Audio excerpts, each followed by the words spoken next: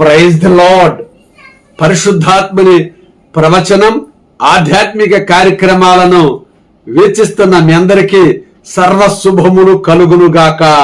ఆమేన్. ప్రియమైన సహోదరి సహోదరులారా, దేవుని బిడ్డలారా, చాలా మంది జీవితాల్లో చూస్తే ఎప్పుడు విచారిస్తూ, బాధపడుతూ, దుఃఖపడుతూ, ఏడుస్తూ, నా జీవితం ఇంతే, నా బ్రతికింతే, నన్ను బాగు చేసే వాళ్ళు ఎవరు లేరు, నన్ను ఆదరించే వాళ్ళు ఎవరు లేరు అని ఎప్పుడు కూడా విచారంతో, బాధతో చింతిస్తూ ఉంటూ ఉంటారండి. మరి ప్రియమైన వాళ్ళారా, ఈ విధంగా చింతిస్తూ బాధపడుతూ ఉండకుండా నువ్వు దేవునికి ప్రార్థన చేయడం మొదలుపెట్టు. దేవునికి నీ యొక్క సమస్య ఏదైతే ఉందో ఆ సమస్య గురించి నువ్వు దేవునికి మొరపెడితే దేవుడు నీ ప్రార్థన తప్పనిసరిగా ఆలకిస్తాడు. నీ ప్రార్థనకు జవాబు వస్తుంది. నువ్వు దేవునికి ప్రార్థన చేయకోకుండా నువ్వు ఎప్పుడు ఇంట్లో ఉండి బాధపడుతూ, లేదా దేవాలయానికి వెళ్ళినప్పుడు బాధపడుతూ, ప్రార్థనకి వెళ్ళినప్పుడు బాధపడుతూ, చింతిస్తూ, నన్ను ఎవరు పట్టించుకోవడం లేదు, దేవుడు కూడా నన్ను గ్రహించడం లేదు అని నువ్వు అనుకుంటే అపవాది ఎవరిని మింగుదునా, ఎవరిని కబళించుదునా అని ఎదురు చూస్తూ ఉంటుందండి. అందుకే పరిశుద్ధ లేఖనం చూసినట్లయితే అపోస్తలుడైన పేతురు గారు రాసినటువంటి మొదటి పత్రిక 5వ అధ్యాయం 7-8 చూసినట్లయితే, ఆయన మిమ్మును గూర్చి చింతించుచున్నాడు కనుక మీ చింత యావత్తు ఆయన మీద వేయుడి. నిబ్బరమైన బుద్ధి గలవారే మెలకుగా ఉండుడి. మీ విరోధైన అపవాది గర్జించే సింహం వలె ఎవరిని మిరింగుదునా అని వెతుకుచున్నాడు. ప్రియమైన దేవుని బిడ్డల వాక్యంలో కూడా మనం చూస్తున్నాం, దేవుడు నిన్ను గూర్చి చింతిస్తున్నాడు, నీ మీద శ్రద్ధ వహిస్తున్నాడు. నీకేది అవసరమో, నీకు ఏది కావాలో సమస్తాన్ని సమకూర్చేవాడు యేసు ప్రభువారు. నీ ప్రార్థనకు జవాబు వస్తుంది. అందుకని నీ చింత యావత్తు ఆయన మీద వేయుడి అని పేతురు గారు అంటున్నాడండి. నీ చింత ఏ సమస్య అయితే ఉందో, నీకు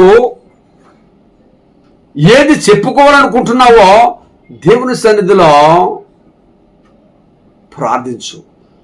నీవు ఇంటిలో గదిలోకి వచ్చి తలుపు మూసుకుని వ్యక్తిగతంగా దేవునికి ప్రార్థించు. దేవుడు తప్పనిసరిగా నీకు జవాబిస్తాడు. నిబ్బరమైన బుద్ధి కలవారై, మంచి బుద్ధి కలవారై, మంచి నడవడిక కలిగినటువంటి వారై మెలకుగా ఉండాలి. అపవాది గర్జించే సింహం వలె ఎవరిని మింగుదునా అని వెతుకుతున్నాడండి. ఎవరు నాశనం చేద్దారా, ఎవరు నరకానికి తోసేద్దారా, ఎవరిని చంపేద్దారా, వారి కుటుంబ జీవితంలో ఆ కుటుంబంలో వారందరినీ కూడా సతమత పెట్టి వినాశనం చేసేద్దారని అపవాది ఎదురు చూస్తూ ఉంటుందండి. అపవాదికి నీవు దొరకకూడదు అంటే ప్రార్థనే ఒక ఆయుధం. ప్రార్థన ఒక ఆయుధముగా నీకు ఎన్ని సమస్యలు వచ్చినా, ఎన్ని శోధనలు వచ్చినా, ఇబ్బందులు వచ్చినా, ఇక్కట్లు వచ్చినా చింతించొద్దు, భయపడవద్దు. నీవు ధైర్యముగా నిలబడి దేవుడికి ప్రార్థించు. దేవుడు నీ ప్రార్థనకు జవాబిస్తాడు. అనారోగ్యంగా ఉంది, ఆరోగ్యం లేదు అని అంటూ ఉంటారు. అనారోగ్యంగా ఉంటే ప్రార్థించు దేవునికి. పరిశుద్ధ గ్రంథములో యేసు ప్రభువారు ఎంతమంది స్వస్థపరిచాడు?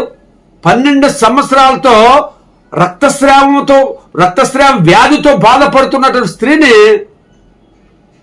స్త్రీ ఆ యేసు ప్రభు యందు దేవునందు విశ్వాసం ఉంచి వెనక నుండి వెళ్ళి, ఆ జనసమూహం వెళ్తుంటే వెనక నుండి వెళ్ళి ఆయన వస్త్రం ముట్టుకున్నప్పుడు ఆ దేవుని స్పర్శ ఆమెలోకి వెళ్ళి స్వస్థత పొందుకుంది. నీ విశ్వాసమే నిన్ను స్వస్థపరిచిందని యేసు ప్రభు అంటున్నాడు. భయపడద్దు, నీ విశ్వాసం నిన్ను స్వస్థపరిచింది అంటున్నాడు యేసు ప్రభు వారు. అలాగే కుంటువాళ్ళు, గుడ్డువారు, మోగవారు అంగహీనులు, రకరకాల రోగులు విశ్వసించారు కాబట్టి వారి యొక్క విశ్వాసం బట్టి ఆరోగ్యవంతులుగా అయ్యారు, స్వస్థత పొందుకున్నారు.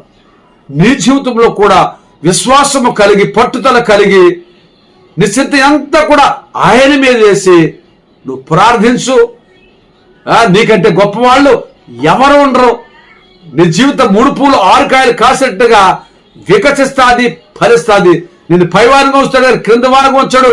30దంతలుగా, 60దంతలుగా, 100ంతలుగా నేను దీవిస్తాడు.